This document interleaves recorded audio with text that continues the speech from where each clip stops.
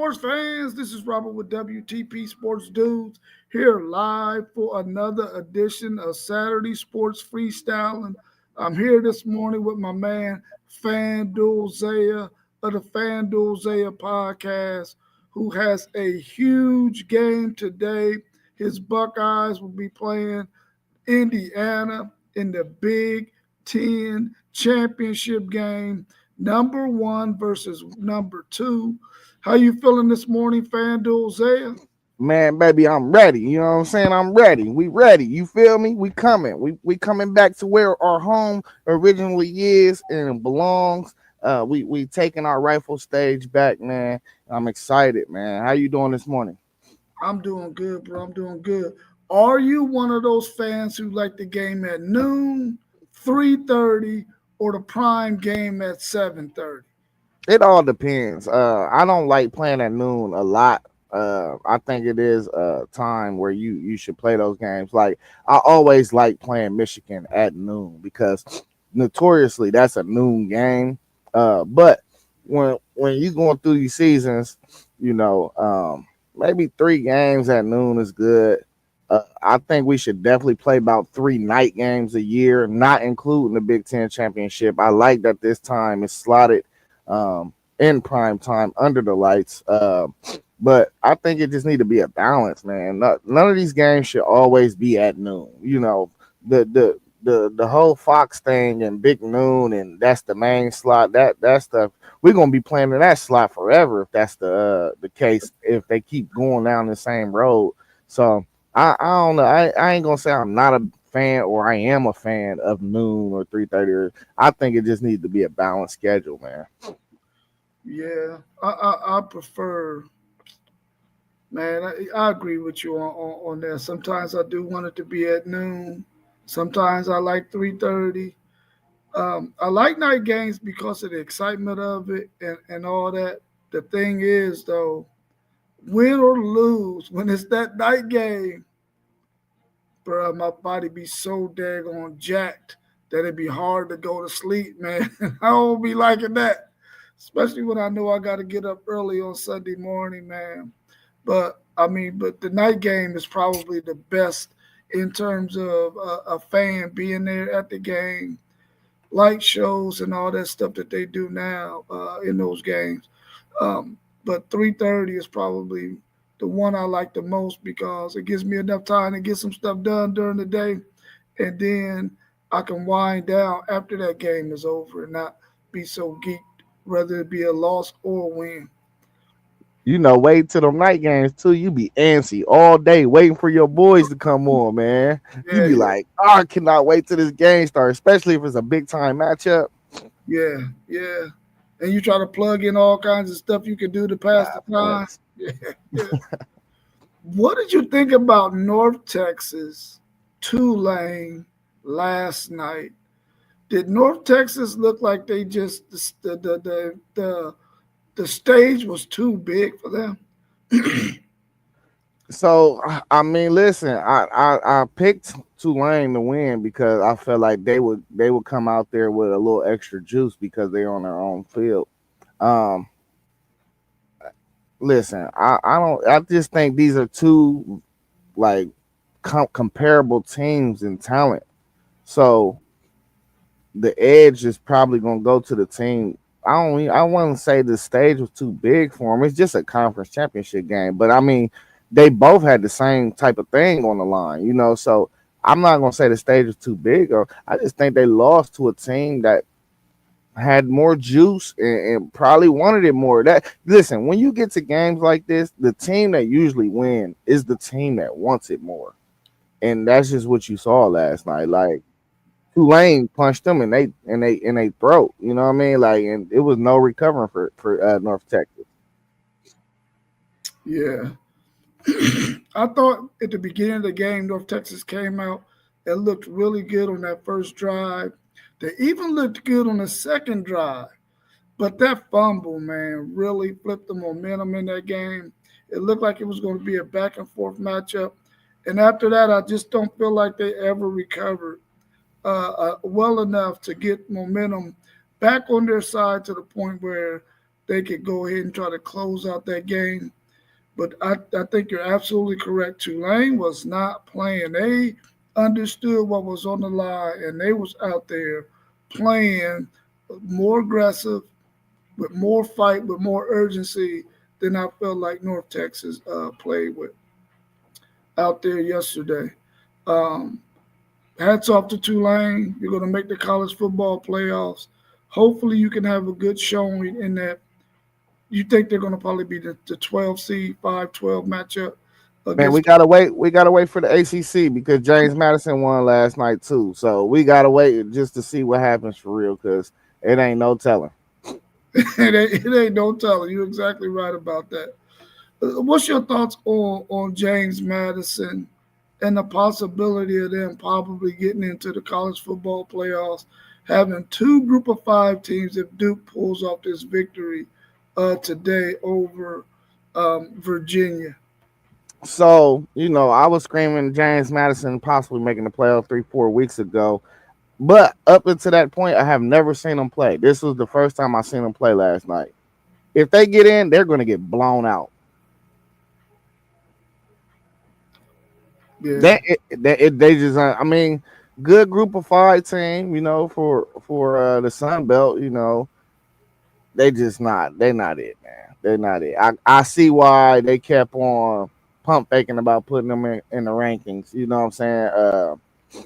They got a quarterback. He run the ball, but he's not. He can't. He's not a good passer from what I seen yesterday. Um, and they're going to be super tremendously undersized if they play a Big Ten SEC team. They're going to be so undersized. Like I don't know. So man, I hope we do not see them get in. Honestly, I know I predicted it and I said it, but I'd rather be wrong. yeah, they will definitely get pushed around, man, if they make it. So of course we are rooting for Virginia to go ahead and get that win because that would be.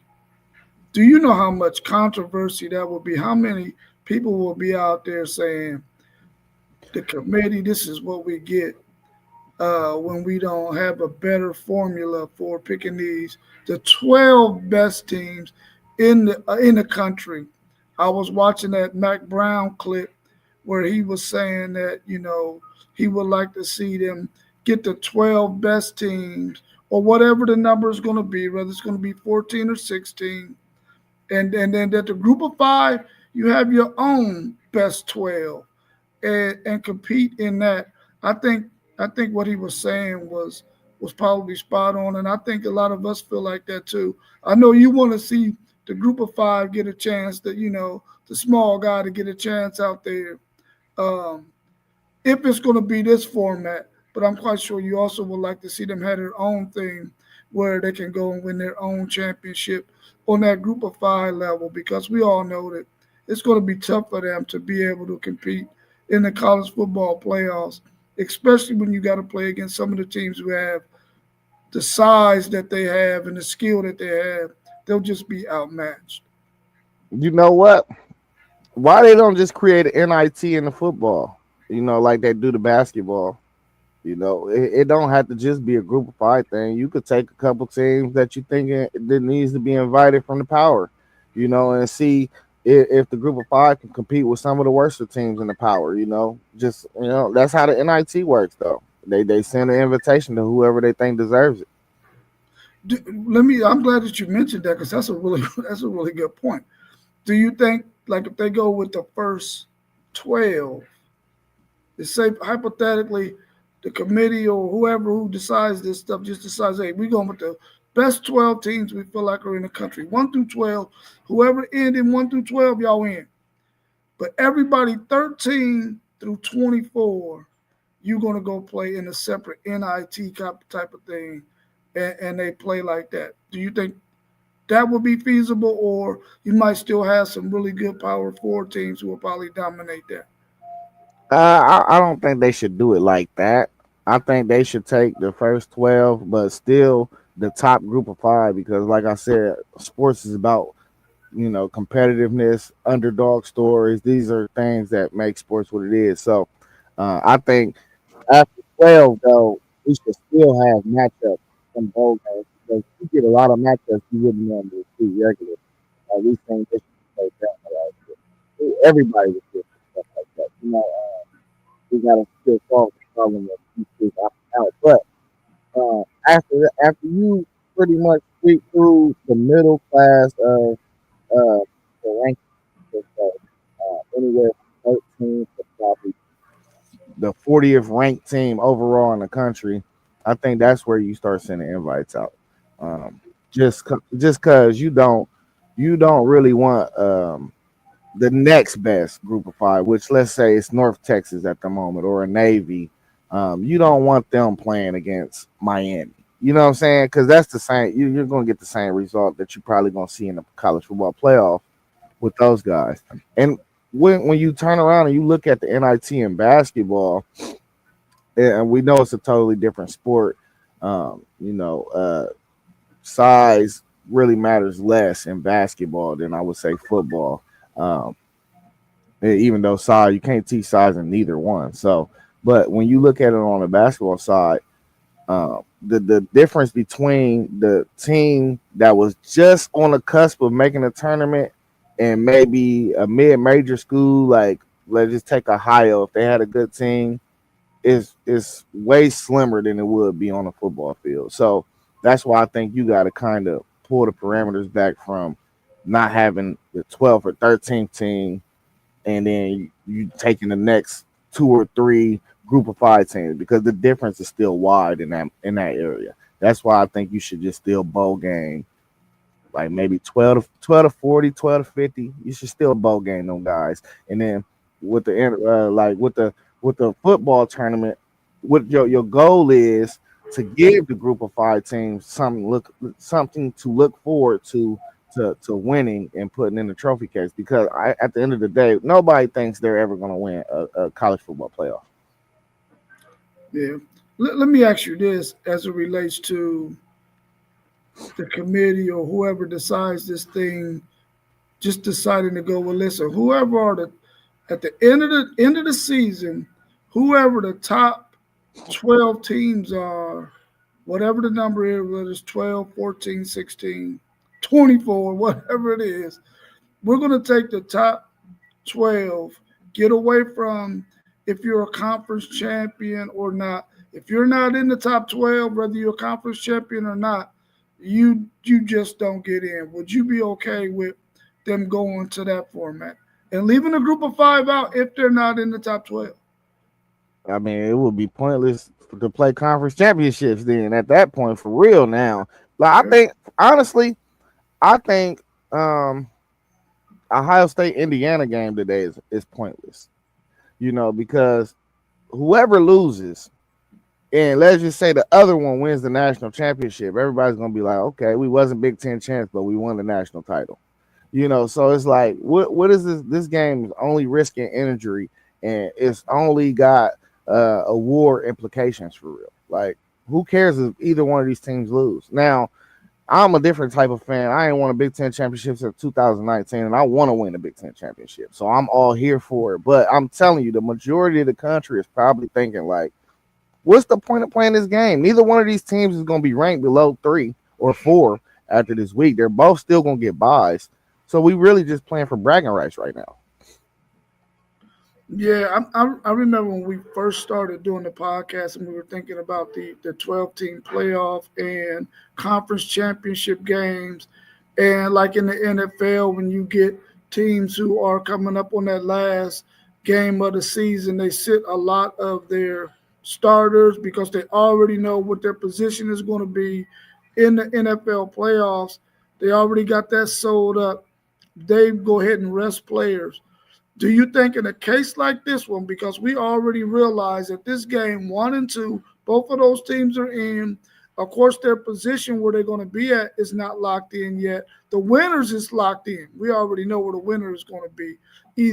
Whoever wins is going to be the number one seed. In a case like this, do you think that there are teams out there who might eventually start to say to themselves, listen, we don't want to risk injury in this game. Let's go ahead and maybe get out. real quick and sit our guys in the second half if this is a game that we can win with our backups. Do you think that kind of scenario will happen? I don't think. I think eventually that scenario that's going to be what's going to start happening if they don't get rid of the game all in all. But no, I don't think that's going to happen this year. Not yet. Now, if you got a couple guys that just banged up and you just know you're about to be in the playoffs and you want to give them an extra week of rest, you might settle. But when you talking about doing mass benchings to get rest, I just don't see that happening. Ohio State got a lot of pride, man. We ain't won a Big Ten championship since 19. We want to win it. We want to win it because we want to add that trophy to the trophy case. But I do not think we are too far removed from guys not taking this day serious at all. Like we are not. I mean, I wouldn't be surprised if next year, if they didn't fix this, I wouldn't be surprised next year if the SEC team that's projected to be a top four seed, the Big Ten team that's projected to be a top four seed, and even if somebody popped up and went undefeated in the ACC or something, if they did it next year, like because it's really pointless, bro. And you do not want your guys getting hurt in this game, knowing that you got three, maybe four games to play to win a national championship. And just think about this for a second. We not. I heard somebody say this yesterday on YouTube, but let's knock on wood. Just think about if somebody like Fernando Mendoza went out there and tore his ACL in this game. Their season's done. You could kiss national championship away. Like, and that's the key. Like, why are we playing this meaningful game? But that's why we gotta change the format. We have to highlight and make the main focus to uh play non-conference, high competitive non-conference games, and to play in your championship game. These two things should be at a premium for what we base our whole format off of. Them things need to be rewarded because at the end of the day, if you going out in non-conference, you're challenging your football team early in the year, then you got Indiana's that's not playing nobody. There's no way you should weigh them playing nobody versus this team playing two top 15 teams in the non-conference. And then on top of that, let's say Bama win today. I'm not sure that Bama don't jump 6 spots and be a top four seed after winning the SEC. Now if they lose, I could possibly see them falling out too, though. But if they win, people better not be mad if they see Bama get a bye. Yeah. Let's welcome my man Mossberg of Level Up Sports 10 to the show before we go and ask this last question about conference championship games. Welcome to the show, Mossberg. How you feeling this morning? Man, pretty good, pretty good. Good morning to everyone. Just good to see y'all, man. I've been a little busy with work this week, and I get myself prepared to go in again for another shift this evening, and I'm gonna miss a little bit of that game, but it's just definitely good to be here with you guys. Yeah, so far we talked a little bit about North Texas getting taken down yesterday by Tulane. Tulane securing their spot in the college football playoffs, and the possibility that if Duke wins today, James Madison getting a spot as well. We talked a little bit about that, and then now we're on the discussion about conference championships. And just like you, FanDuel, there, y'all haven't won it since 2019, and you want to get one. But at the same time, after getting this one, you probably will be okay with not worried about another one. I feel the same way about Texas and the SEC. I want to get them up first before it goes away. You know what I'm saying? I want to be able to say my Texas Longhorns won the freaking SEC championship game. Now, if they would have won it last year, I would be saying, get the hell away from this SEC championship game. But they didn't. So, how do y'all feel about it? Would y'all be okay if they got rid of conference championships at some point? I think eventually that's that's what it's gonna boil down to. Um, like Zay said, he had a great point. Ohio State has been on this tear. We've watched. And for me, I really didn't think about it until we talked about it a lot. Like, man, they really haven't won no Big Ten championship in some years. And it's crazy the way that parity happens. And I think it goes away. I think Ohio State's about to demolish Indiana today. I think they're gonna give them something they ain't even see coming, similar to that 56 to nothing we seen one year from Ohio State. I think in the same stadium, if I'm not mistaken. So I think they about to do exactly that. I think Duke's about to win, and I think we about to see the chaos in Alabama as well. I think they got to get away with it. Listen, I'm telling you, we have to preserve conference championships. It's already a lot of stuff leaving college football, but college football, like conference championship game, is a slice of the pie that plays into the mystique of college football. We have to preserve conference championships. We're already moving to a point where they don't know if, like you said, Texas says, Sark, they're gonna play this game next year. Then they're gonna hit the drawing board and see if they're gonna play non-conference games or schedule non-conference games. The way that you don't want to start losing the actual jewels of college football that we all get up for. We get up for conference championship weekend. Like we this is something that we've been loving up until this point because now we feel like it's meaningful and we don't want to see nobody get hurt during this week, especially knowing what's ahead. Um, but that's why we got to hit the drawing board and figure it. It can be figured out. You can have your cake and your ice cream too, but you got to figure out a system to where people wouldn't mind waking up to play this game and going hard out there. You know, it could be incentivized to actually win these games today. So uh, before you get rid of it, I think you need to exhaust everything to try to figure out how to preserve it.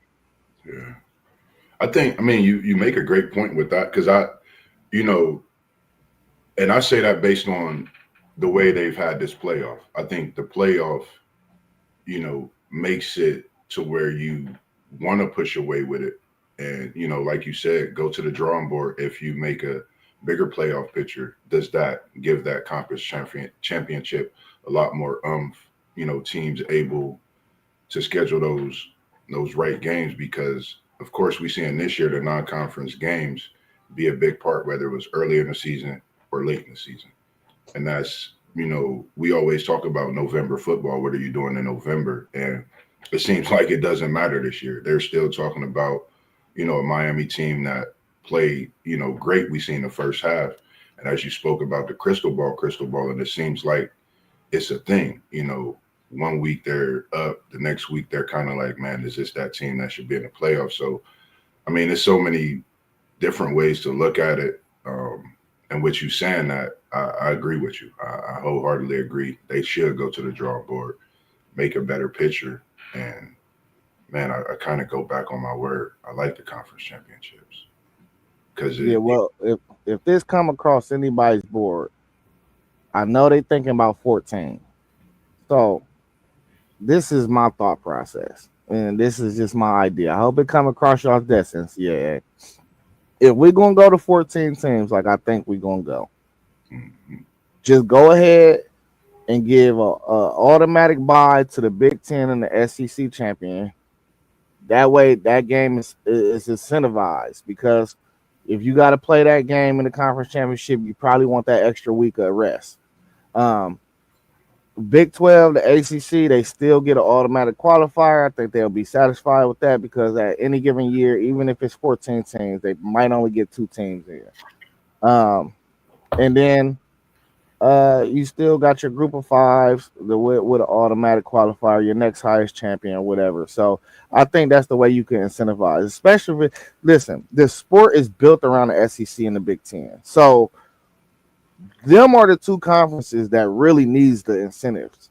Everybody else should be out here just trying to get in where they fit in, and we just keeping it a buck. So if you going to do something like move to 14, I think you need to incentivize uh, Georgia and Alabama, regardless of what the hell going on. The top 1 and 2 seed probably should be coming from the SEC and the Big Ten. They should be incentivized with a bye. That's how I feel.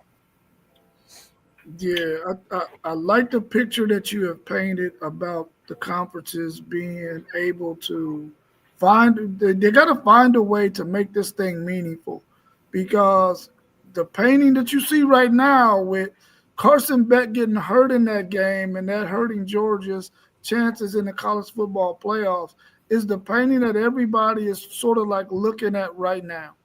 But I really would like to see the conference games continue because as a fan, we do really look forward to conference championship games, but we really want them to be conference championship games that are matched up. That's why I like the fact that conferences have gotten away from those divisions and now they're just playing whatever the schedule is and the top two teams in the conference play. Because for several years, the Big Ten took whoever won that Ohio State Michigan game because they was usually the best two teams in the conference.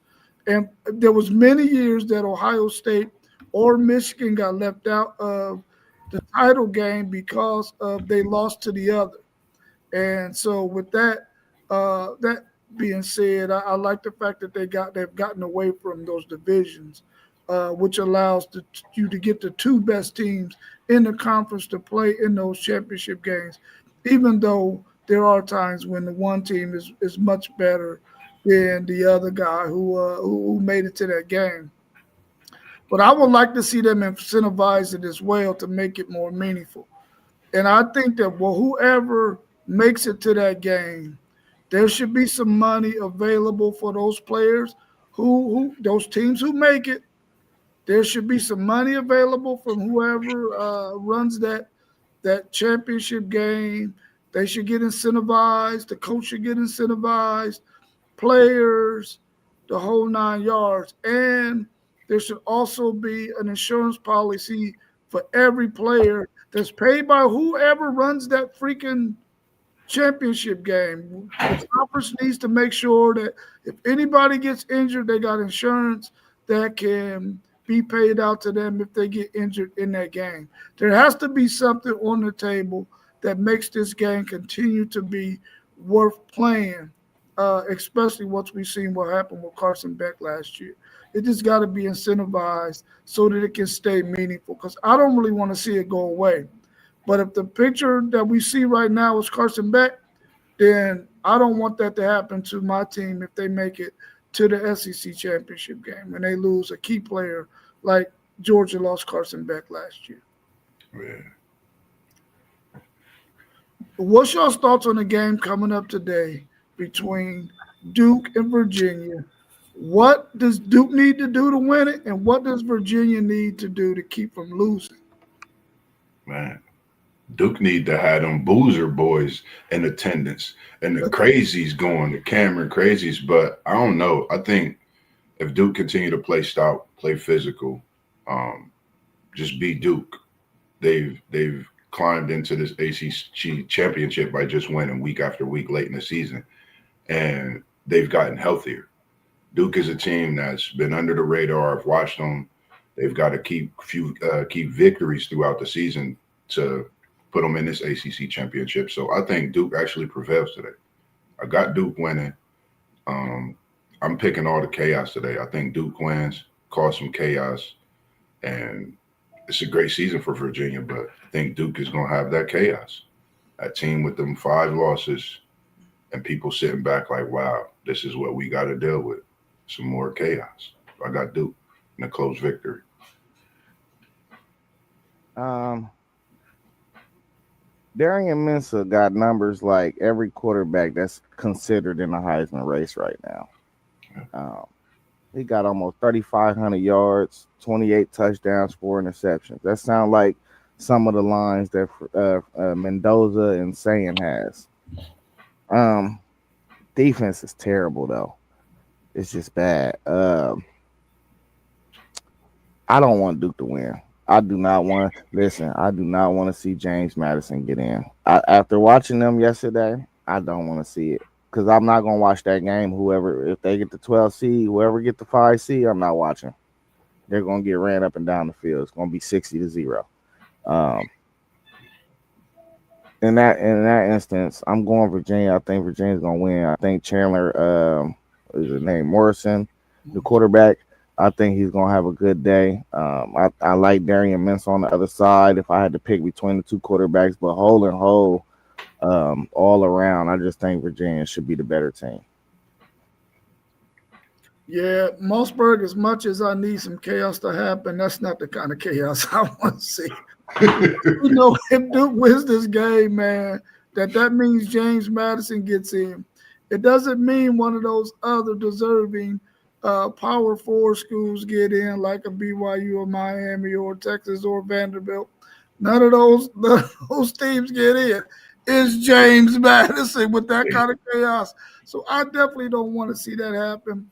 I want to see Morrison be able to go out there, control the game, make the throws he needs to make the check downs that he need to make, and make the adjustments that he need to make in the play calling for them to be able to run the football and go ahead and milk that clock and keep that Duke offense on the sideline because Virginia's defense isn't that isn't that good. So I've got Virginia winning this game. I think they're good enough to win it. I think they beat them earlier in the season. Is that correct? I I wasn't have sure. no clue. Let Oh, me okay. double check because I wasn't for sure. Oh, Moss, you did say Duke beat Virginia. You told us that. By 17, I think it was. So No, we Virginia. No, Virginia beat Duke. They won Virginia by beat. 17, Virginia beat. 34-17. Yeah. I don't know for this game. I just think like the way that game went, Duke turned the ball over. I think they've learned a lot, from that game to be in that game. And like you said, Mensa, man, you're talking about a leader. He's led this Duke team and to places they didn't think they would be this season. So I think they put it all on the table. I think they come out and they fight. I just think they can get this win today. It's just been that type of season in the ACC. Hey, they played that game on November 15th. That was 2 games ago for Virginia. Oh, I yeah. know. That was recent. Yeah, that Yeah. was recent. But when So you play them part twos, that get tricky. they get tricky and they get close. And Duke, they got a little chip on their shoulder. So it's for the marbles this time around. And I What think they Duke, what they got a chip on their shoulder for? for the fact that they turned the ball over that last game and they could have won that game. Them turnovers they made in that game was in a position where Duke was driving, trying to get into What that game. what they was they fumbled sometimes in the game. Couple interceptions, Couple interceptions. simple, Mensa. simple So Mensa. mistake. I just think they're a better team now. Like 2 weeks can make a difference, especially when you're playing against that same team. I think it's a difference maker, especially with the marbles on the line. It's for the championship. Duke got some seniors, and I think they want to go out with a bang. I do like this Virginia team. Don't get me wrong. That young quarterback is dangerous, and he's going to have this Virginia team rolling next year too. So I mean, it could go either way. I just got Duke for some chaos. Put James Madison in the playoff. I mean, don't think for one second that Duke is a team that is saying to themselves, "Oh, we just gonna go out here and play this game." They Yeah, probably never won a football a conference championship in their lives. yeah, It's all basketball at Duke. So they probably like, listen, we got an opportunity, a golden opportunity at that. Your Miami was down a little bit.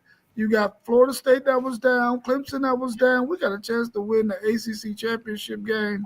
They're going to go out there and try to put it all together and win this thing, man, and be able to say we're the 2025 ACC champions, man. We ain't making the college football playoffs, but at least we can say we are the conference champs at 7-5. That's ridiculous. man, it's crazy. Hey, so Virginia won that game 34-17. Going into the fourth quarter, it was 31-3. Oh, Go, go So look back. How many? a How couple many? couple garbage time touchdowns made it look interesting, but it wasn't. -4 Virginia. What that tell you? I don't care about Vegas. 31. Hey, it was 31-3 going into the fourth quarter. What that tell me? That tell me Virginia was clearly by far the best team on that field. Not even close. I'm taking Duke. well, let's switch over to Texas Tech BYU. Same question. What does Texas Tech need to do today to let the committee know that, listen, I need to stay as a top 4 seed in this college football playoffs? What do they need to do to win? And can BYU even make it interesting? Do they have the talent to even be able to compete with this Texas Tech team, which I think we all believe is the best team in this conference, talent wise, from top to bottom. Texas Tech just got to keep doing what they're doing. Um, the looks that I've seen of them, this is a high flying offense. It give me chills, like Crab, the years of Crabtree, things like that. But Sataki and this BYU team, they come in a fight. They're not going to lay down easy. This was probably one of the toughest picks for me. I think man, they come in respectively. I'm gonna take BYU. It's a tough take for me, um, but I'm gonna take BYU. I'm very familiar with that team as far as in picking them over the recent year. Texas Tech, this their first year getting there. After the season they had last year, I know we put that out the window, but if BYU could get some stops, I think they could win it. So I'm gonna go BYU and a tough one to get Texas Tech. Yeah, I'm sorry to say, Moss, but BYU has no shot. Their best offense is LJ Martin. Texas Tech probably got a top three defensive line in the country. That BYU has no shot, man. I wouldn't be surprised if they left out with 3 points on the board, man. I just don't think they're gonna score enough points to stay in this game with Texas Tech. Moss, you want to talk about spreads? The spread's 12.5. What does that tell you? Now they got this. They say they're gonna get them. I already know. They saying Texas Tech going. I mean, they got a high offense. They got a flying offense. I know what Texas Tech could do. I just for me, it's like BYU had a shot last year. You know, I thought they was gonna fumble and lose one of these games and not be in the championship, but they didn't. So that's another reason. I feel they've one upped it from last year. They're in the championship. I think they could win it. Um, that's the reason I'm taking BYU. That's the reason. So reason. Sataki, he knows what's ahead of him. Playoff, everything. Hey, no, it's your pick, and it's your record that you're hey, by any means, you will pick who you want I'm to going pick. BYU. Leave me I'm just, alone, FanDuel, man. Leave I'm me just alone. saying, I'm just saying, man. I'm going Texas Tech, but I just don't see no way they can do anything with these boys, man. And really, honestly, like when you look at BYU, like they didn't really play nobody in the few good teams they played in the Big 12.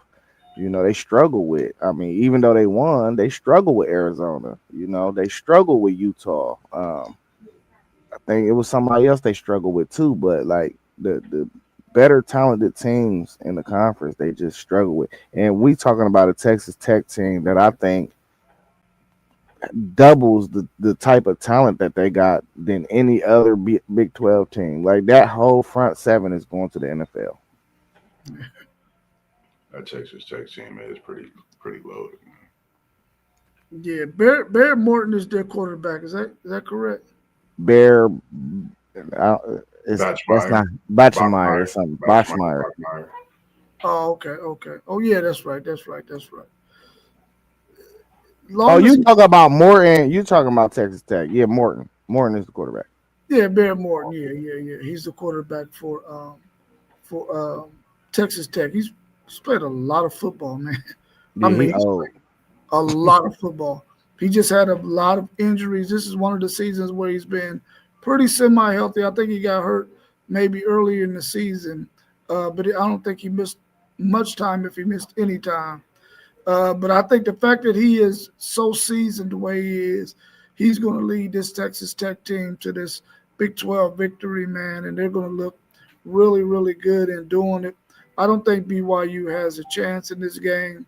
It's 12 and a half for a reason. It could probably be more than 12 and a half. But I think they're just trying to show BYU a little bit of love and feel like they probably can compete a little bit in this game. But like FanDuel said, their front seven, man, is different. And their front seven can probably compete with everybody that's in this college football playoff ranking right now. I got Texas Tech winning this game pretty easily. I need them to win it convincingly. so that they can. That could be the kind of chaos I'm looking for, Mossberg. That's the With chaos you need. that's the guy I'm looking for. I need it. I need it for sure. Give me But I don't Texas know if it's Tech, going to man. help though. I don't know if it's going to help. Give me But Texas I Tech think for your chaos. it's part of it. Yeah, for sure. But I just think that they're on a mission. They spent a lot of money on this football team, and for the football team going forward, that I think these guys are just going to go out there and play really, really well today, and win this game. And those of you that's out there in the chat, let us know who you think is going to win between Virginia and Duke. Put it in the chat, and who you think is going to win between Texas Tech and BYU. Let's go on to the SEC championship game where we got Georgia and Alabama. This matchup, this is where college game day is going to be, and we all sort of was in the chat going back and forth about who should have this game. Should it be Alabama and Georgia, or should it be the number one and number two ranked teams? And normally you would think, oh yeah, they're gonna go with one and two, but in this case they did not. They went with the Alabama and Georgia game. What's your thoughts on this matchup? And should Alabama win it? As FanDuel Isaiah said, will they jump 6 spots and make it into the top four? I say Alabama win, just like Zay said, man. They jumping. This Alabama team is scary good, and the reason I say that is because we know what we can get out of them. We know the run game they have, but they just keep doing what they do week in, week out. I think this is a game where we see something different out of Ryan Williams. We know what Ryan Williams did last year, but I'm saying this is a different year. I think they actually get loose on Georgia. I know it's an SEC championship game. I think they placed out. I was looking for Georgia to show me a glimpse coming off that big win against Texas, but I didn't really see what I wanted to see in a way. Alabama, I think they got the lead in this, and I think they, you know, a lot of people talking and don't really feel they should be in it. I think they win. I think Alabama shock a lot of people, get a big victory today. I know Jam Miller's been a little banged up. I think it's going to be game time decision on him. But I think that trio that they got with Williams, Bernhard, Ty, I think they just a different team. And as long as you got them at your use, you could definitely make some things happen. I'm going with Bama. Man, let's be honest, bro. Bama is mid. They don't play good in the second half ever. Like you could watch the last game against Auburn, then you go back 2 weeks before that against Oklahoma. What was the main thing? They let Auburn come back in the second half, who's a very, very trash team in the SEC. Oklahoma, they didn't. I don't even think they scored one touchdown in the second half. I want to say, um, but like they don't play in the second half, bro. And um, to be a good to great team, you gotta string together whole games. They have yet to play a whole game, and all year this has been a knock on Bama. They don't play well in the second half, so that's gonna come to bite them, and that's why I see Georgia winning this game. I think Gunner makes plays when the pressure comes. I think he makes plays, and having a lack of running game, bro, is still there. That you see the signs of a lack of run game still there. So that's not a good recipe. Not playing in the second half and no running game. That's bad. That's tough. It's tough to win like that. Yeah, I think Kirby Smart and that Georgia Bulldog team get the Alabama monkey off their back in this game today as well. I think the fact that they don't have to worry too much about Alabama's run game, um, and the fact that Gunner Stockton has a pair of tight ends, really got three of them guys that he can get the ball to. He's not. I don't think he's going to throw the ball down the field really well. But the fact that they instituted the what is his that number one, whatever his name is, a transfer from USC. I can't think of his name right now. But anyway, that guy Deion Branch. Branch, yeah, in the short game, screens, quick slants, getting the ball in his hands quickly to let him, make some moves and get out on teams really, really helps them. and helps their short game because Gunnar Stockton really isn't a deep ball thrower. He's even though he did pretty well against Tennessee, you really haven't seen much of that lately out of him. But the fact that he's been able to find Branch on some of these short throws and the fact that they can run the football, and that's not something that they're going to abandon. They're going to run the football regardless with the two-headed monster that they have. I think they control the thing and they disrupt Ty Simpson's timing and really win this game today. I need them to win it convincingly. I think they're going to win, but I don't know if they're going to win it as convincingly as I need them to make a little bit more chaos where Alabama is concerned, where they might possibly drop them out of the top 12 and put someone else in. But I got Georgia winning this game. I think Kirby Smart gets that Alabama monkey off of his back. Hey, and one thing, key stat. Bama only averages 3.7 yards per carry on the year. Their leading rusher only has 490 yards on the year, which is Jam. Georgia, on the other hand, 4.6 yards per carry. Say it one more time. I said Georgia, on the other hand, averages 4.6 yards per carry. Yeah. It could play a big part. I think, another thing for this game, I think the defense. I think both defenses have to, of course, play great. I think that's something I'm gonna be looking forward to seeing which defense, gets that momentum, looking to try to cause turnovers.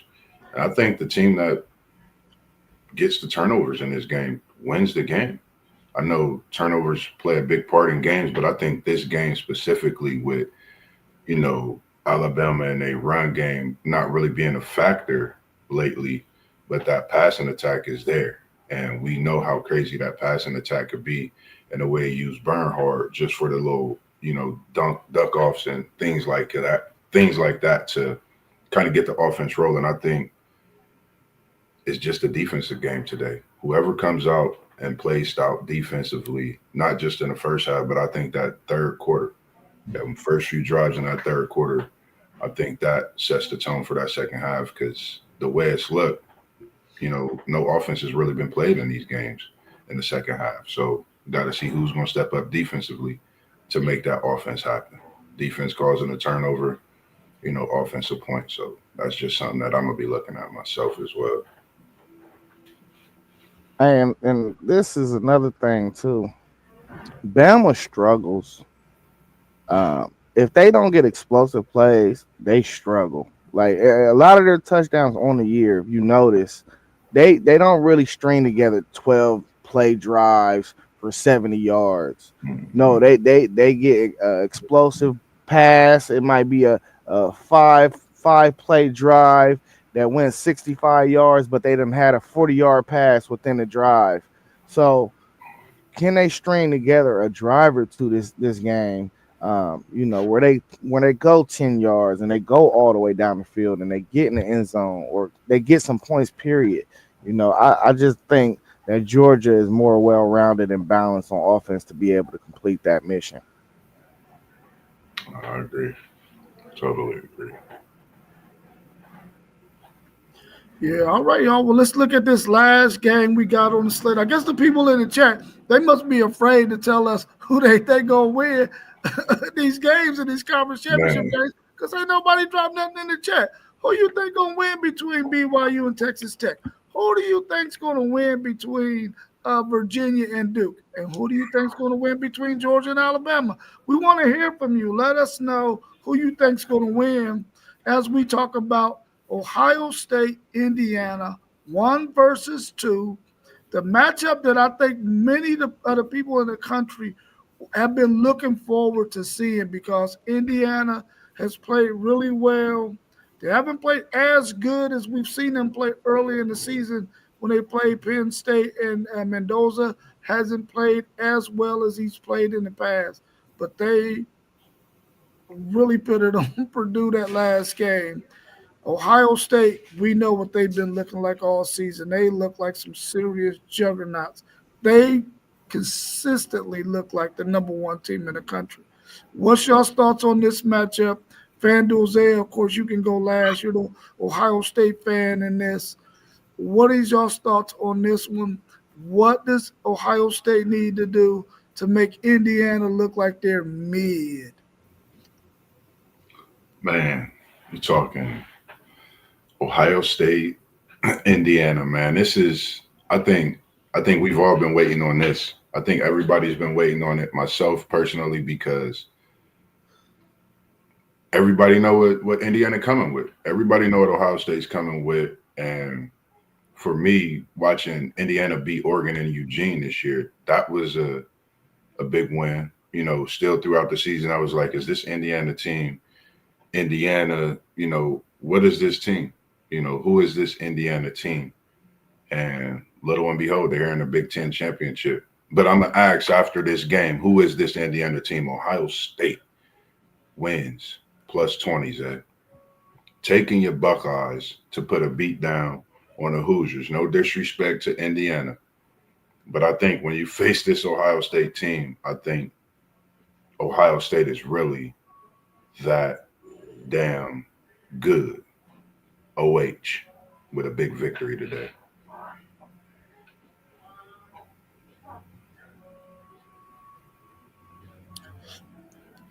Indiana has not seen a defense like them Silver Bullets. Yeah, Donnell, you're exactly right. They have not seen a defense like what they gonna see today. And Super Tanker 13, my cousin Chad. Listen, I know you don't want to jinx your team, but I know who you got. I know who you got. I really do believe that Ohio State is really sending a message to the country. Listen, it started before the season started. They said that the team that won that championship last year, that's their championship. We want one of our own. And they've been on a mission ever since. That defense has some of the most talented players in all of college football. They definitely got at least three or four consensus All Americans on that team, which are playing lights out. Really, really smart players, really, really athletic players. And offensively, we already know what that's looking like. Julian Sand throwing nearly 80% completion rate. Nobody can guard that freaking Jeremiah Smith. Nobody can guard Carnell Tate. Then you throw in number one in there. They got a nice running game. I don't know if Indiana is fundamentally sound as Indiana is. I don't know if they're ready for what they're about to witness today. I hope that Indiana can make it look good and keep it close so that the hype that they've gotten all year, I ain't even gonna call it hype because they deserve it. They went into Eugene, Oregon and beat an Oregon team who was really, really good. I just hope they can make it look close. I just don't feel like they can, man, because this Ohio State team, bro, they are freaking loaded, man. Now, if they can stop the run and can run the football, Indiana, then maybe they got a chance to keep this thing close. They can't give up run and pass and think they're going to be in it with these Ohio State Buckeyes. Right. Last but not least, ladies and gentlemen, we got the man coming in for this one. This is Fan Doze. He's talking about his Buckeye Nation. And he's been talking about them not since this year, but since last year, off season, preseason. Talk to us about the national championships they ran in. And it's a lot of people that saying three-peat, but I said you got to get two before you get three. Talk to us about this Big Ten championship and what it means to you, your Buckeye Nation. First one in it since 2019. Talk to us, Zay. Man, listen. When we this is the same. Like I said Thursday, this is the same thing we played last year. I don't think people realize though. I had to go back and rewatch the highlights of the game last year. That game was actually closer than what we realized. I know the score said 35-13, but um, there was an interception in the first half that we capitalized off of. We scored after the interception. I think we went up maybe 10 points, and then Boom, Caleb Downs took a kickoff return back in the second half, and that's what really busted the game open. But they actually played really well last year. But there's one fundamental difference in this game, and that's Julian saying. Julian Sane is a dude, man. I'm telling you, he's like he was created in a lab. He's like a robot quarterback. He just he don't get rattled. Um, he don't like getting hit. Don't get it twisted. He's not one of these dudes that want to get hit, but he's not afraid of pressure. He's not afraid of blitzes. Um, Curcinetti will be in a grave. He would be making a grave mistake if he think he's about to go do what he tried to do. Well, what he completed to do against Oregon, in which he blitzed them 19 times in that game, and he had Dante Moore all over the place. You cannot do that to Julian Sayer. Passing rating right under 95% against the zone. He comes back down to earth a little bit with the blitz. He about 69% passer rating when it's a blitz. But 69 passer rating is still well above the average in college football under them circumstances. So that is your best shot probably. But the difference between blitzing Julian Sand and blitzing all these other dudes is Carnell Tate and Jeremiah Smith. It's no way you're going to be able to blitz us like that. I don't see no possible way that they're going to be able to score enough points. The most points that have been scored on us all year, 16 points. My man Juck, you got to shout him out. He has this theory of how to beat Ohio State, and that's uh, you have to limit their possessions. But Yeah. if you can limit Ohio State to 5 possessions and only hold them to 2 touchdowns, that's your recipe to beat them. So, say you got 5 possessions, you punt 1 possession, you score 2 touchdowns, you kick 2 field goals. That's 20 points. That is the recipe to beat Ohio State. Now, the other opposite end of that is you have to score 21 points. You got to score 3 touchdowns. So, I don't think that's going to happen. I think if we got 8 possessions in this game, we will score uh, 3 touchdowns, and I think we might kick 3 field goals out of 8 possessions. And I think that's well enough to win this game. Um, Now they do got dudes. They got all Americans on that side too. Um, you got the boy Pond, who's a defensive back on the shorter side, but he's an NFL guy. He's going to be in the NFL, even though he's a 5'9", 5'10" type of dude. He's going to be perfect in the slot in the NFL. Um, you got dudes all over the field for real. Hamby, Black, them are 2 tough running backs that we're going to have to figure out a way to stop. Of course, you got Mendoza, who's a Heisman candidate. And where he ain't been playing well lately, but do we not are we not going to respect him and just think that we're going to just do whatever we want? No, we got to come play too. They got a good secondary. They got the one kid in the back that just became eligible, honestly, like the 4th or 5th year. Um, I mean, listen, this is a championship game. It's a playoff. This is possibly a preview of the national championship game. I think both of these teams can make it to the national championship.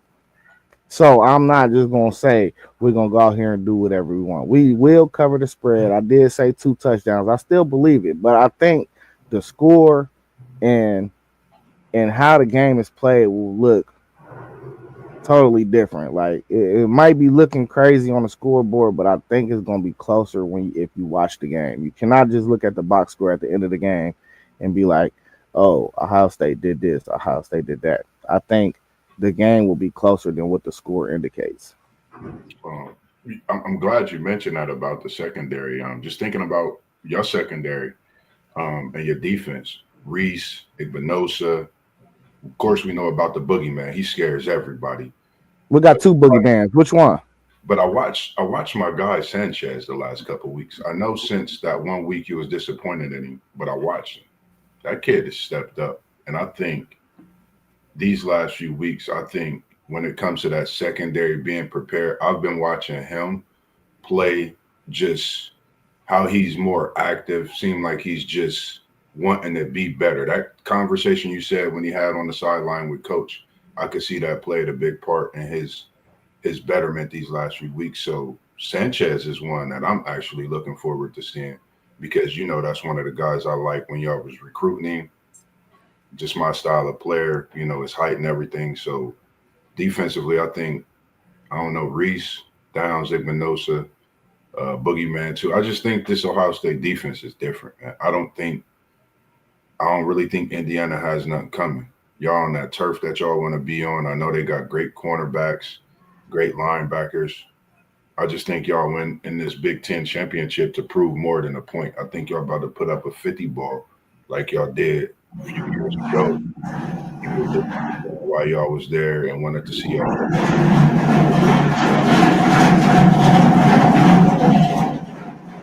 I got y'all doing the same thing. Nah, you Yeah. good. Work it. Hey, they was hauling some shit, wasn't they? Yeah. But listen, this the thing too, though. I want to reiterate this. Indiana got dudes everywhere. I'm talking about dudes that you're gonna see in the NFL. Aiden Fisher, one of the better linebackers in the country. They got Michael Kamara, edge. He roam around the field. What's He number get 8? after it. Number 8 for He Indiana, that linebacker. That's that the he's a Daly. Daly is number 8. that's Daily, the one he that I play like. edge. Yeah, that's He the play one I edge. like. Yeah, I like him. But even those guys in the middle, the kid Tucker in the middle, he get after it too. He's a plugger. The kid Lewis Moore, that's the kid I was talking about that got his 6 year granted earlier in the year. They put a hold on. He was supposed to the fourth game. They said okay, go ahead and play, but his case was in the courts. He is instrumental to their defense. He's the back end of that defense. He's their version of a Caleb Downs. He's not as good, but he can ball. I think he's an NFL guy. So they got talent all through that. This Indiana program is building, but it's time to humble these guys, man. I think they need some humbling because these Indiana fans are terrible. Have y'all noticed these Indiana fans around the country? They act like they've never been here. We got to show them.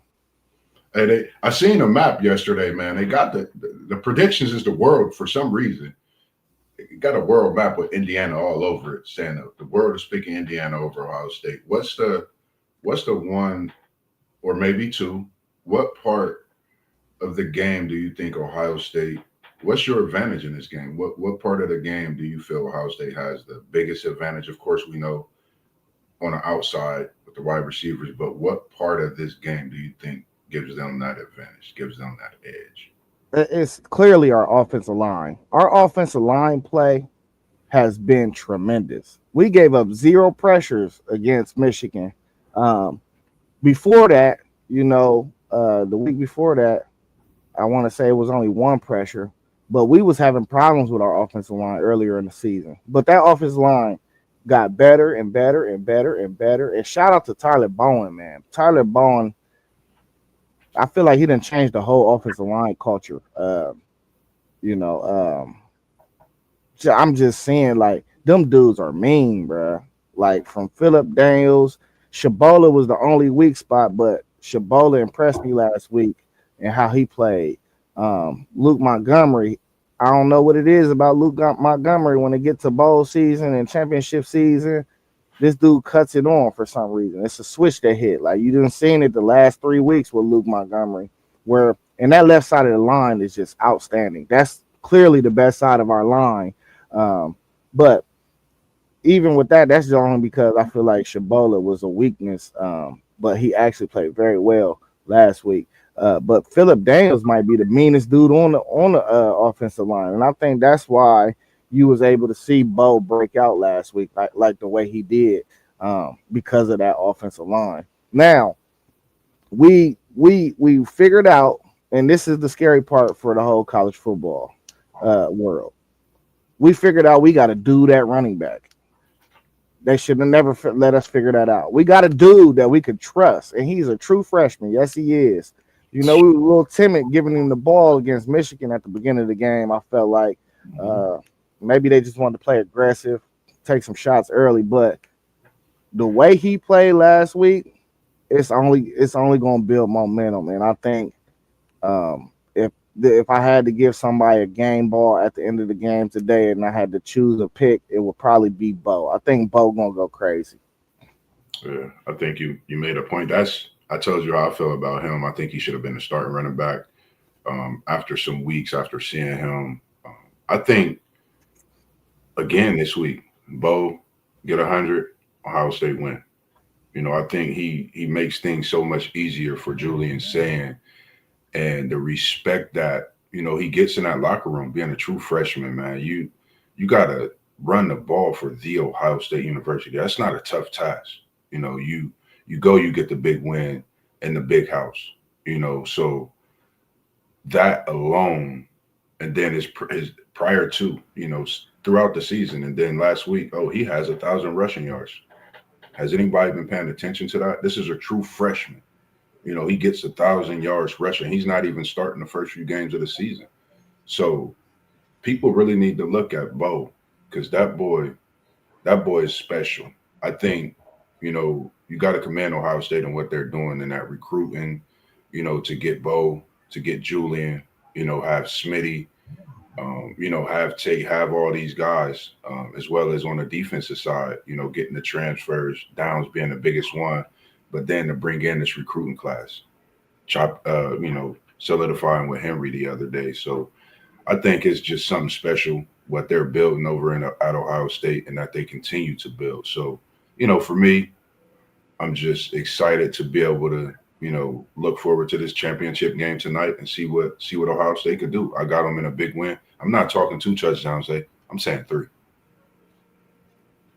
I'm gonna say 3 touchdowns. And you know how I am about your Bucks. I be on them sometimes, but your boys is doing what they do, man. They proving to me week in, week out, and I'm talking my shit today. Ohio State by 21 or more. Yeah, you be on them with some blasphemous, like it'd be pure I blasphemy. gotta be funky with y'all, man. That's the fan base that I get a lot of that from too.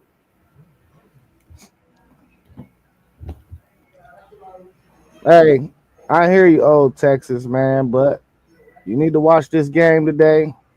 Um, Ohio State might sweep the awards, man. I'm sorry, we might sweep the awards, bro.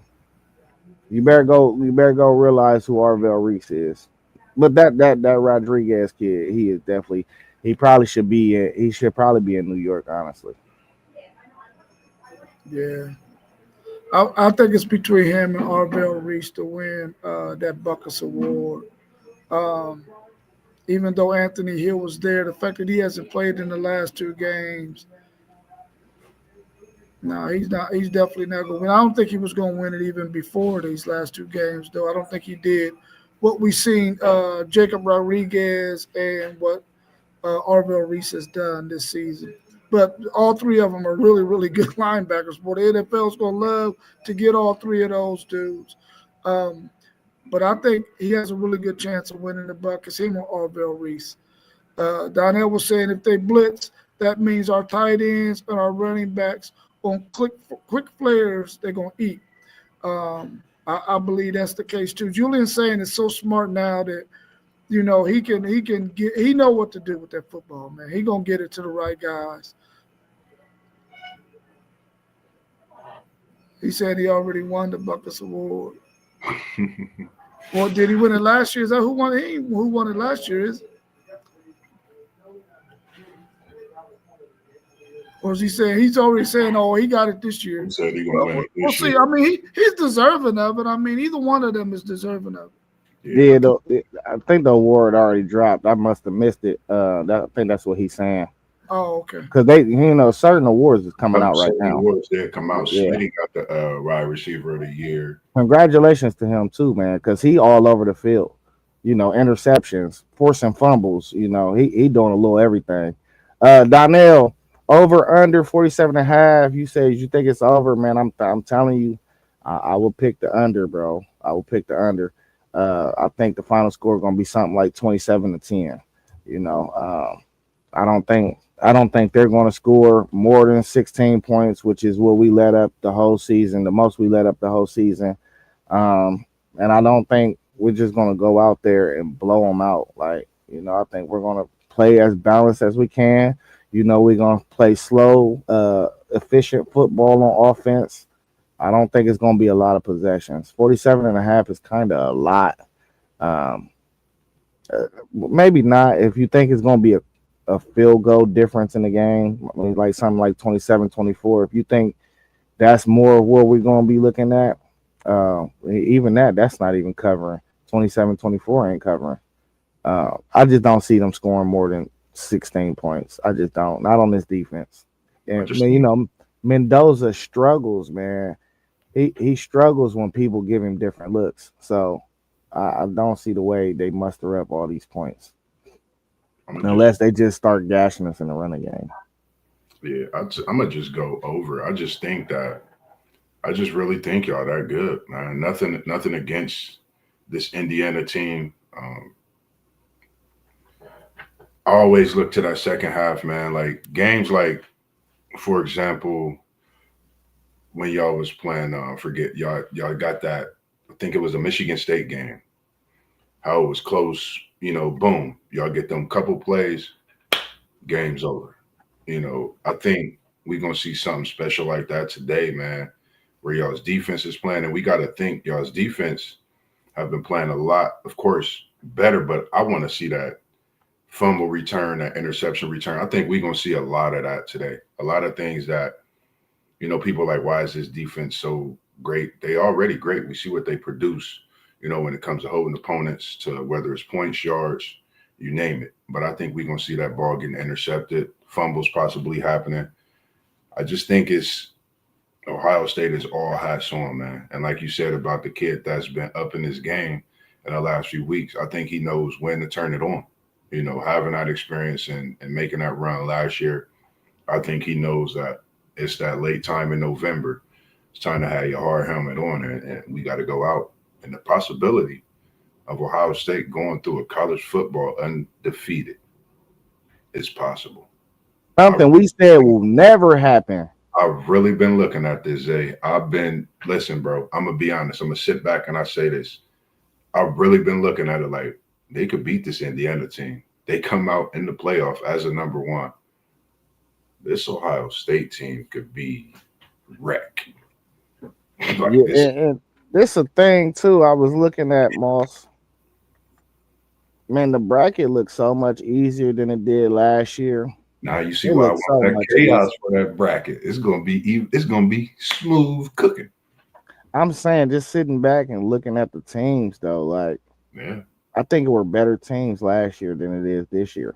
I agree. I totally agree. And if I was going to look at the portal to see if the portal was so friendly to every like the teams that's in it now, or did it branch out to where some of those players are on the other teams that's on the outside looking in, but they, based on the championships we got today, they don't have no way really to get in. You know, that's another thing. So hats off to your Buckeyes, man. Like they have definitely, stood the challenge week in, week out. I think they come out, stand the challenge today. They plan on a great field, in Indy. Um, I think that plays in their favor as well. And we know the history of when they step on that field, what they record is, the points they average. I think you're averaging about 30 to 40 points on that field, Zay. So when you talk about the portal and the direct correlation, um, I think a lot of the teams that you see in the playoffs outside of Ole Miss was the one school that hit the portal because that's what Lane does. Lane hits the portal. He's the portal king, and he's going to hold that crown until further notice. But everybody else, in Texas Tech, of course, Texas Tech hit the portal well too. That I mean, they pieced together their whole defensive line basically out of the portal. Um, but outside of those two teams, it wasn't a lot of heaviness in the portal for real. But what you seen is they went and got an actual dude, uh, to plug a hole. Like Isaiah World, the left tackle at Oregon. That's a key get. Fernando Mendoza at Indiana. That's a key get. You know what I'm saying? So you seen some of these teams, most of these teams in the portal plug holes, but they didn't build their teams through the portal. You know what I'm saying? It wasn't like they just built their team through the portal. So even us, we got Philip Daniels at right tackle. He came from Minnesota. So Yeah. we plug. I feel like a lot of the top 10 or 9 teams in the country, outside of Texas Tech, of course, I feel like they just plugged some holes. Then with the just while we was on here, I know we talk about the coaching carousel a lot. Memphis, they expected to hire, which they finalizing right now. Southern Miss's Charles Huff as their new football coach to a 5-year deal. Um, that's what is set in stone. It look like that'll be finalizing up as we speak. So it's just a lot that's going on with that as well. But back to your Buckeyes, man. Win big today, I think, and the talk continues, man. Is this one of the best ever Ohio State football teams we've seen ever? For me, I've been watching football my whole life. I don't know about you, Zay, as far as in this being the best team you've seen, but man, this team is I I like this team that I'm Um, watching. I like that Mike Doss team. Like, Man, it's hard to and do then you these got the types team of. that beat, you got that team that got that rivalry back going. They was loaded. I mean, this is tops in this Buckeye history with teams. I think this definitely is a team you're gonna see on the game system as one of them classic teams. You know what I mean? So I'm just looking forward to Championship Saturday for sure. Definitely. But I mean, this team got to still complete a mission of winning a national championship. So I can't even put them up there yet. Um, but we done had some teams, bro. Like So 2012 was a great team. Um, that 2014 team was a great team. It's some teams. if Jim Tressel and that 2002 team was a great yeah, team. So I mean, it's a lot of teams, bro. That 2002 team might be the best one though, like honestly. that's crazy. If even if y'all win the Big Ten championship, like even if y'all win the Ten championship, not to put anything in the air, but you still wouldn't classify y'all as being a great team, or for you personally, you want the championship with it to. You can't go down as one of the greatest teams in Ohio State history if you don't win if you don't win a national championship. That should be for any major program too, kind of sort of like how do you consider yourself?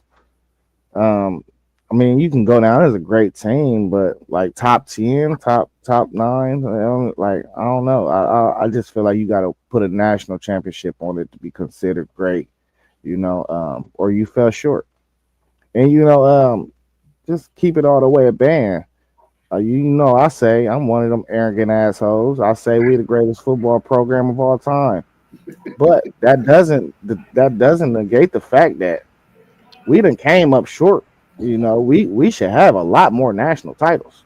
You know, uh, but we still consistent. You can't take consistency away from us. We should have won a few more though. uh, Yeah, he said he did win it yesterday in Arlington. Yeah, he won the Buckets Award yesterday. Appreciate that old Texas Tech man, 91-44. What do y'all think? I mean, I know we covered all those games. Where do y'all think Rodriguez gets drafted? Do you think he's a top 15 pick in this NFL draft coming up? He's such a dog, man. But you can see they don't value linebackers being drafted that high. Uh, we seen it with Jahad Campbell last year. He fell all the way down to the 30s or something. The Eagles picked him up. But this is one thing we understand too. So the great organizations in the NFL, like the Eagles, the Chiefs, they know how to identify a difference maker type guy, and whether or not you play the right position or not. I mean, if you play a position where it's not as high value like linebacker or safety, and you seen Malachi Starks fell too last year. Philly or one of these teams that want to contend for a championship every year, they're gonna come. They're gonna come get you because adding a guy like that, he looked like he deserves to be on a national. I mean, not a national, but a Super Bowl contending team, and he can bring it to you from day one. So, no, I don't think somebody that's in the top 15 is going to draft him just because you trying to hit a home run with them picks, and we know what we getting from that guy, and really is some bad thought process because that's a home run. A surefire guy that you could draft in the top 15 is a home run to me, Yeah. but they trying to make the splash. The quarterback, the receiver, the offensive lineman. You know what I'm saying? The defensive end. Something that's more high caliber of affecting a football game. But guys like him, them are like glue guys to me. You could put him on probably all 32 teams, and everybody they're all gonna get better. He probably a start for most of them. You know what I'm saying? Except for like some of these teams that got Pro Bowl linebackers, middle linebackers. But this dude, I'm telling you, he like that. He gonna be a monster in the league for sure. I think he go. Yeah, I actually think he goes top 15. I think a linebacker is. I think when you talk about the linebacker, I've been watching I know we watch a lot of football. That middle of the field is open. I think he get with the right team. He could lock a lot of that up. The way he moves, his athletic ability. I think he could actually come in and make that linebacker position more valuable than we've seen it over the past few years. And that's something I've looked at watching the running backs, watching the different positions that's been undervalued in the NFL. I think they're going to put more value to it coming into the NFL with their skill set. So for me, I think he's top 15. You can't pass on him. San Francisco, I believe they should be in the top 15. We know their history with linebackers. They could possibly snatch him up if they're in that top 15. So I think he definitely goes off the board. If he doesn't, he gonna make so many teams pay. Definitely. Hey, Texas Tech, you ain't telling me nothing I don't know. I know all about your. That's my college football team on the game. That's who I run with. I run with Texas Tech. I ain't lying to you. I ain't lying to you. I know about Romello. I know about Gill and all them boys. That they lead the country in sacks. That whole front, they lead the whole country in sacks, bro. And I Yeah, hope Gil Howard come back sometime soon though, because he really the dude that makes that defensive line different. He's the dude because he take two blocks. He take two blocks every time. Um, but like you talk about Romello Hunter, and you talk about Bailey. He said that's another guy to keep an eye out. Bailey on the shorter side. They say he really like 6'1". They list him at like 6'3", but they say he like really 6'1". But he another guy that, for real. Like somebody just gonna jump and get him, and then they gonna understand. Like forget the measurables. He like that. You know what I'm saying? But Lee Hunter, Romello, Bailey, Gil Howard, Rodriguez. Man, that's five dudes right there. If you just bring all five of them, it's slow. Because if somebody gonna win on a one on one, somebody gonna win. and they said this Texas Tech team could actually challenge a lot of people in this field, to possibly get into that national championship game this year. It's been a lot of talk and a lot of buzz as of late about this Texas Tech offense and that defense as well. So I'm definitely locked in and seeing what they do in this playoff this year, first year in this playoff, because I think the way that offense moves that ball, and like you saying on that defensive side, they could be a scary out for anybody. man. Let me just say something about David Bailey, man. He broke my heart, man. Broke my heart, man. He was supposed to come to Texas. Man, listen, Yeah, bro. Listen. Could you imagine him and Colin with Colin Simmons, Simmons bro? together. I said we got to get this dude, but of course Texas Tech did what they needed to do to get him. But I think it was between us and them, and they did what they needed to do to get him. But I knew he was going to be a nightmare once they put it all together with that front seven that they have. But I would sure love to have him at Texas, man. Him and Colin Simmons, especially on third and longs, that's a man. Listen. We already know what it would have been. We already know what it would have been. Man, y'all got everybody else out of the portal. You can't have everything, man. We needed that because as soon as he jumped in, we was like, "What? Oh yeah, okay, let's go." But Texas Tech did what they needed to do. Donnell saying Brian Hartline goes to UCF. Will he take some players with him? And sources say Smith, number 4, may leave with him. Man, them sources need to be fired, Donnell.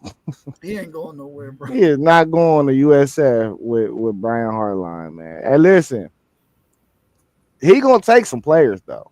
I think he gonna get King Holtz. I said this the other day. I think he gonna get King Holtz. I think he might get 2 of the 3 of Bryson Rogers.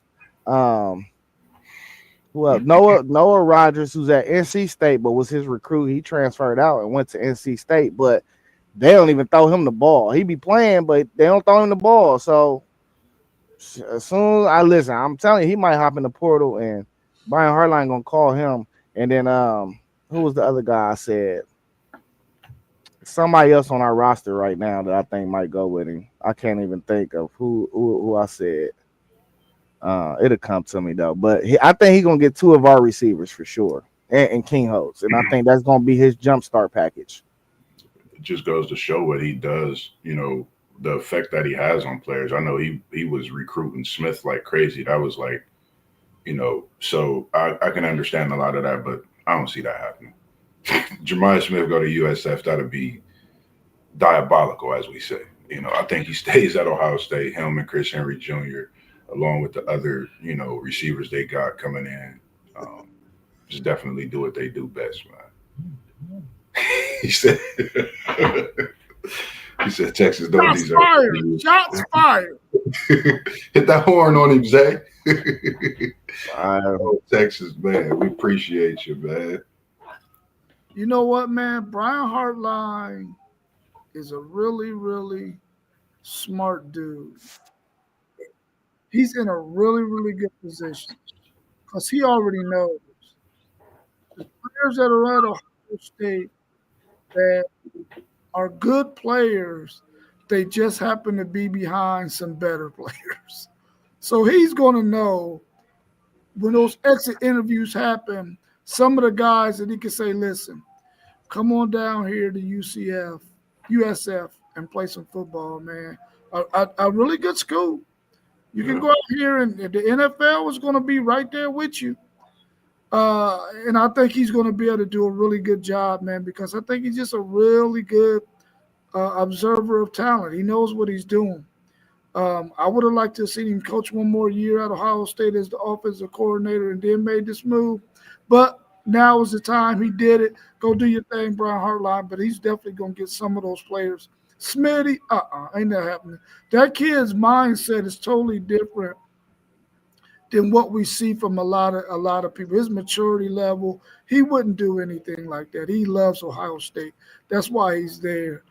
He could have went anywhere in the country that he wanted to go. He went to the school that he wanted to play for. So he's going to finish his last year there.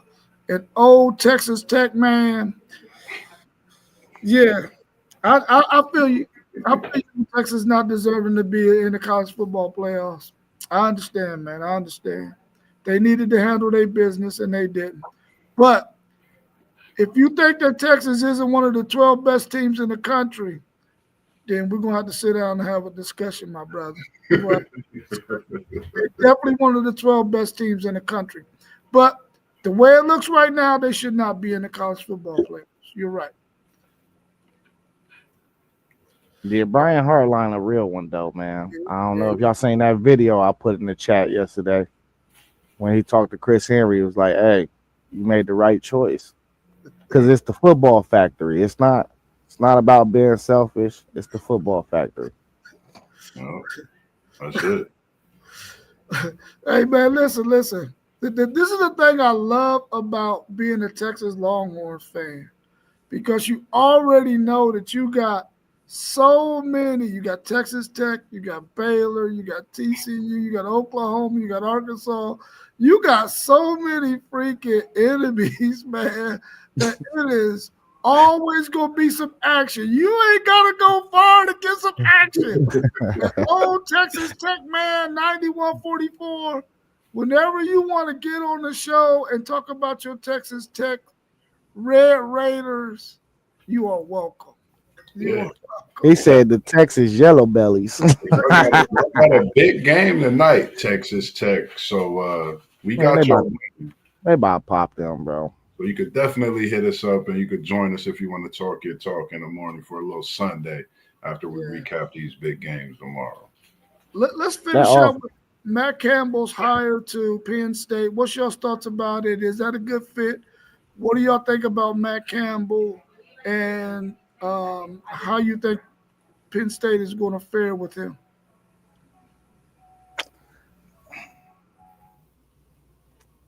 I don't know how I feel about that hire, bro. With you, Zay. I don't know. You know, if this is this what we waited the whole time for? I don't know, man. Maybe listen, it could possibly be a good hire because when I'm thinking about it, like Iowa State, what type of recruits are they getting? So he might be playing with a whole different level of talent. Yeah.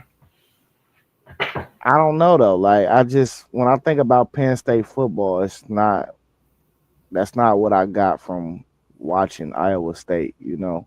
So it's not even I didn't think it was even close. But I mean only time will tell. We'll see. Man, he started behind the curve though. I tell you, they only signed two recruits this early period. So they got a class of two. He gonna be behind the eight ball for sure. He gotta get it pushing. We'll see though once he start getting some talent and how it's going and how it's gonna look.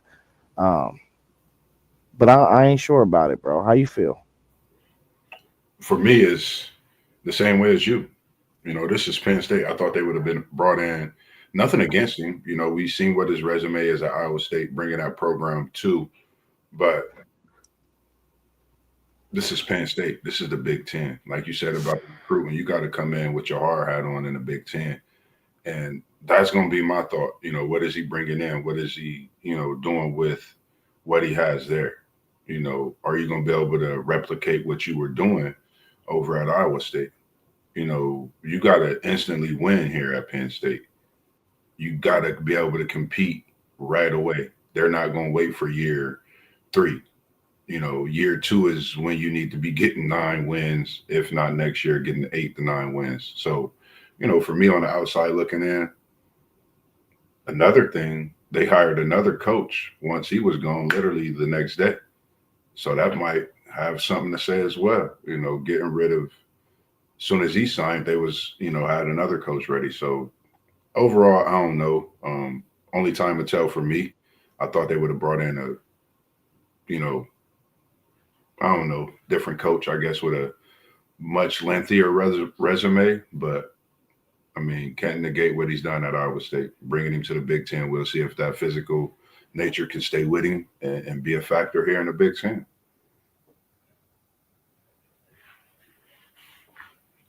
Yo, Mike, huh?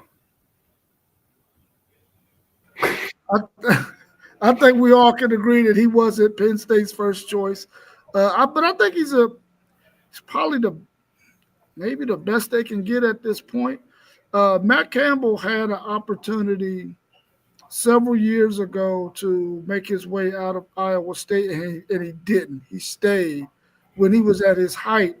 And I don't think he wanted to miss out on this opportunity. So I think whenever Penn State called, he said, I better go ahead and make this move.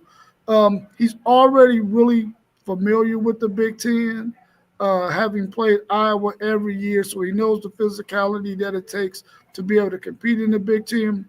He's a guy who can take 3 stars and make them play like 5 stars because for many years he gave Texas hell in that Big 12. So he's a guy that I think can be a really good coach there. Can he get the coordinators that he needs? And will he be able to get an offensive coordinator that can sort of maybe open up the offense a little bit more? He's more of a tight end kind of guy, gritty quarterback kind of guy. He's probably gonna have to find a way to be able to compete with the Ohio States of the world, the Oregons of the world. but he's going to bring a physical team, a physicality that is needed in the big team. So I think he's going to do okay. I just hope that his coordinators can figure it out quickly so that he can get Penn State going in the right direction. They're always going to be able to recruit well in the state of Pennsylvania. They're going to be able to get talent out of Ohio, and also even there on the East Coast when you talk about Jersey, Philadelphia, places like that.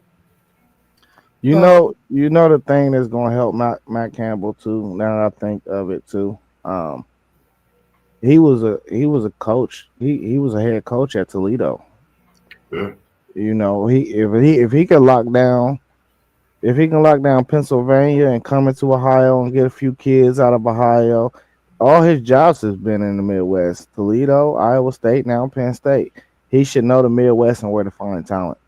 And he got Grunt, he got the Olentangy kid. I think, when it's all said and done, I think, having them ties to Toledo, like you said, I think that'll be a big difference maker. He's won wherever he's went. That definitely helps, bringing Big 12 championships to Iowa State. So maybe Penn State needed a different identity. Um, he's won big games. That's something that we haven't seen at Penn State. Maybe he could get those big game wins for him. So, it's definitely something to see. And time will tell. A lot of these hires, we may not understand them, but in the retrospect of them understanding what they want to fit for their university and what they feel they could do. So, respectably, we see it, we understand it and respect it, but we're gonna talk our talk about it. So outside of that, we just waiting to see, how things go and did Penn State make the right hire. Time will tell. what's your thoughts on Sharon Moore, Donnell? Put that in the chat. What's your thoughts on Sharon Moore? Is he going to be able to last as the Michigan's head coach? I Man, don't think so, man. I think he's a mid major coach. I don't think he's a power four school coach. You know, you seen Billy Napier. Billy Napier bouncing around in the group of five now. I think that's where Sharon Moore needs to be. I agree. It ain't no knock. I mean, it just some guys it's just that level is for that level is for them. Yeah, I totally agree. I'm in the same agreement with you. Nothing against him. I think he's done a great job coming in and taking over the reins and leading Michigan like he has. But I think his time is up. You know, this is a university that they. th- I'm not gonna say demand excellence, but this is Michigan. They demand excellence. When it comes to this game within itself, I was like, wow. I was like, man, he flat out got out coached the whole nine. So, it's so much that goes into that, and I just think his time is up. It's only a matter of time. I feel. I don't know if he's going to be there for the start of the season or what, but I think his time is up. Yeah, I think Sharon Moore is not going to last at Michigan much longer. Maybe another year, and then they're going to have to go in a different direction. I really don't think he's the man for that job at Michigan. I think that was something that they had to do because of the situation they was dealing with. But overall, if they could have went another direction and they didn't have that situation, they probably would have. I don't think they really wanted to hire Sharon Moore. They probably just was forced into it. Well, not forced into it. It was the decision they had to make. Uh, no, old school Texas Tech man. I'm not from Texas. I just happen to be a 7-year-old boy watching Earl Campbell beat up on Arkansas, beat up on Oklahoma, which made me a Texas Longhorn fan almost 50 years ago. So ever since I seen Earl Campbell play, I've been a Texas Longhorn fan. Growing up, I always wanted to be a cowboy, not a Dallas cowboy, but a cowboy. So I did all of my elementary reports on the Lone Star State. I just always been fascinated with the state itself and those Texas Longhorns. I don't got nothing against Texas Tech and all those other schools, even though they are rivals. I don't have it bad in my blood like those people who live in the state of Texas have it for each other. So I'm cool with whoever likes whoever. It's just when they play, I want Texas to whip their ass. That's for sure. That's for sure. Flat out. But I do plan on buying me a home down there in Austin, though. I went to visit before, so I'm definitely at some point in my life I'm going to buy me a home in Texas. So I mean in Austin. So during the cold months here in Ohio, I can go there for those 4 months out of the year and live in Austin. I really like that city. Said he out. I feel you. Over Frisco and over Dallas Fort Worth. That those was the other two options I had because I got family that live in Dallas Fort Worth and in Frisco. So, but I would prefer to live in Austin.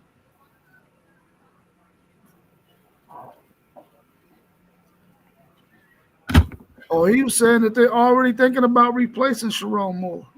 Donnell was saying that. Get him out of here. Where's Parlay Poe when you need him? Yeah. Give us Parlay Poe don't want him either. I'm telling you. nah, Poe about sick of Sharon Moore. I know a couple weeks ago he said it's time to get him out of here, almost in the same sense in the way you just said it. Yeah, he said he's an Earl Campbell fan, and Barry said, well, listen, Barry Sanders, to me, hands down, best running back to ever play in the NFL. Hands down. To me. It's I'm quite debatable. sure you too. Yeah. It's debatable. It's debatable, definitely. I know in the hood, that's what we was talking about. When Damn. we was playing in the field is Barry Sanders. Hey, I thought I was gonna get more pushback on that when I said that, honestly. Nah, it's crazy because like that was a topic like we talked about that. Like we used to literally have arguments about that. They'd take Emmitt Smith, Barry Sanders, um, of course Walter Payton, but for players we seen like Barry Sanders, Emmitt Smith, Jerome Bettis was one, Terrell Davis. We watched him, but I I think I'm Barry. highly upset in you that you didn't say Adrian Peterson. No, I'm saying as far as in like with this talk, like Barry Wow. Sanders and Emmitt Smith. No, nah, Adrian Peterson. He's one of my guys. I definitely like him. Billy Sims. Yeah, it's just some great running backs, man, for sure.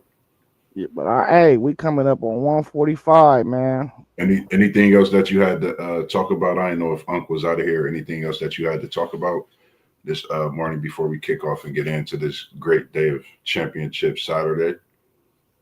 I mean, not really. I do want to mention though, um, that the OKC Thunder are about to break this record. They are 22-1.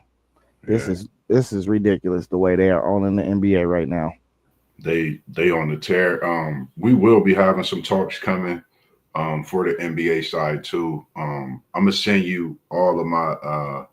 I've been writing some more notes. I'm gonna send some more to you so we can figure out, how we want to attack that NBA college basketball side as well because it's been crazy. It's been a great year with that so far.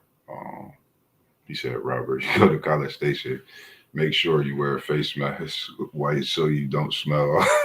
Hey, old Texas Tech man, you be practicing that line in the mirror. That's the second time you put that in the chat. He be practicing that one. You on mute? Unmute your mic, huh? I have a desire to go to College Station. I have a desire to go to Lubbock.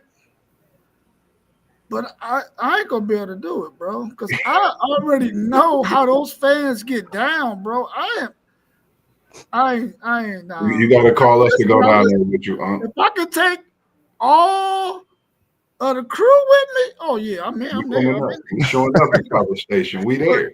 but me, just me, no, I ain't gonna be able to do We ain't it. even let do that by itself. But if I do go, I'll remember to wear me a face mask because I don't want to smell hard. That's for sure. Thanks for the heads up on that. All right, so I gotta get out of here, man. So if y'all got anything else y'all want to add, we can add it real quick. But I gotta get ready to go. Nah, man, just y'all know what to do, man. Follow all the channels at the bottom. WTP for Life, City League TV, FanDuel Zay, SEC Sean, Parlay Po, Post Game 86, Level Up Sports 10. It's me, your boy Mossberg. Man, you doing something special, man, and I can't wait till we down there in College Station as a group. I'm putting it in the air. Oh, Texas Tech Man 9144. We gonna see you, and we gonna be down there as a crew, WTP and the gang, man. So other than that, man, y'all enjoy college football Saturday as we always do. We in the building and we out. And you see Buckeye Nation over there, FanDuel Zay, man. Tap into him. Tap into all the pages. To like and subscribe as well. Peace. We All out. right, y'all. Peace. There we go.